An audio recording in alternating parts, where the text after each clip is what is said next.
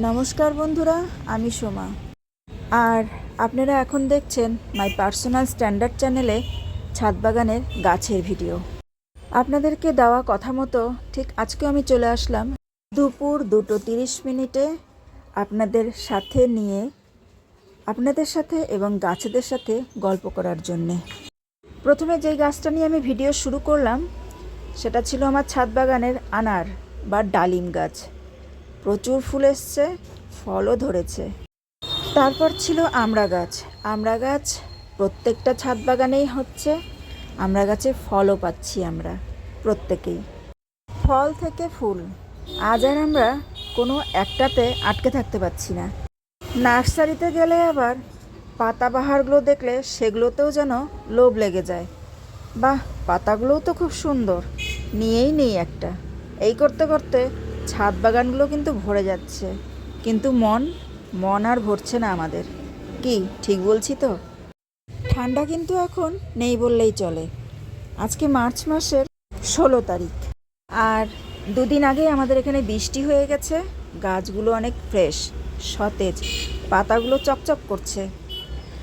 আর এখানে বুগেনভিলা বা কাগজ ফুলের গাছ। বুগেনভিলাগুলো আমি ছাদের রেলিং দিয়ে ওই পাশটাতে রাখছি যাতে রাস্তার দিক থেকে দেখা যায়। তারপর আছে জবা, রক্তকেরবী, বেলি, এগুলো সব গরমের গাছ। এই যে পাতাগুলো এখানে পোড়া পোড়া হলদে হলদে ভাব দেখা যাচ্ছে, কিচ্ছু করতে হবে না, নিজে থেকেই ঠিক হয়ে যাবে। বৃষ্টি পড়ছে যে, বৃষ্টির জলেই থাকে গাছের প্রয়োজনীয় সমস্ত রকমের প্রয়োজনীয় উপাদান। তাই আমাদের আর মাথা ঘামাতে হবে না, চিন্তা একদমই করতে হবে না।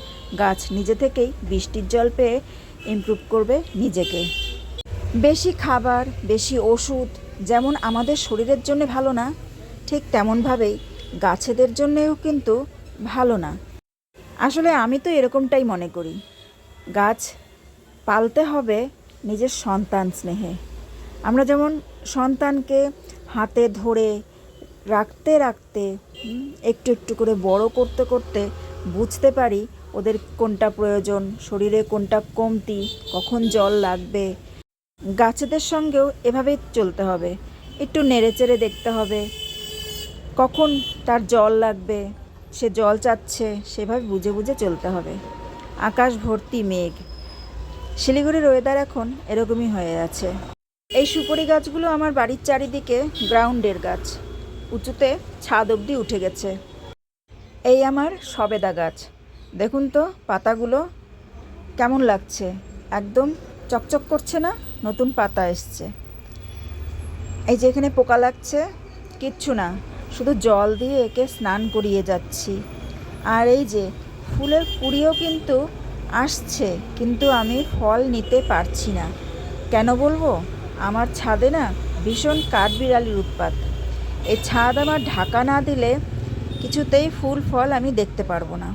নেহাত বুগেনবেলাগুলো দেখতে পাচ্ছি, বুগেনবেলাগুলোর উপরে আক্রমণ হয় নাই, কিন্তু বাদবাকি জবা ফুল আমি দেখতে পারছি না, গোলাপ ফুল আমি দেখতে পারছি না।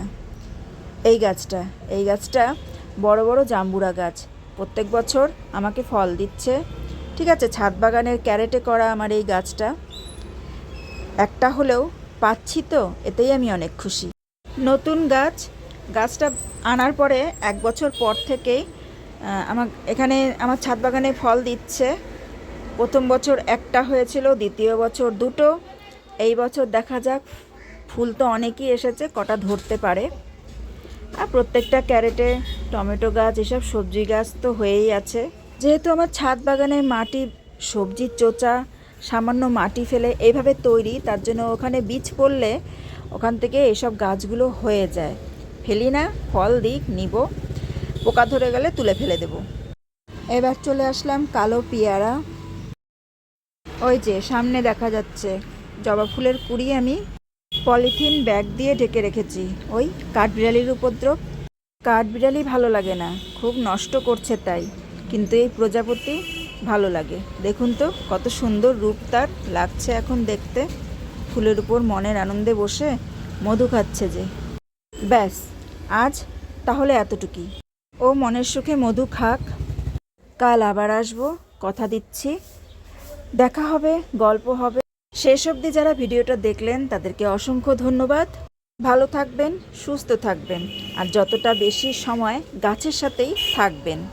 গাছ, এরা কথা বলতে পারে না ঠিকই, তবে আপনার কথা বুঝতেও পারে এবং শুনতেও পারে। এটা সবসময় মনে রাখবেন।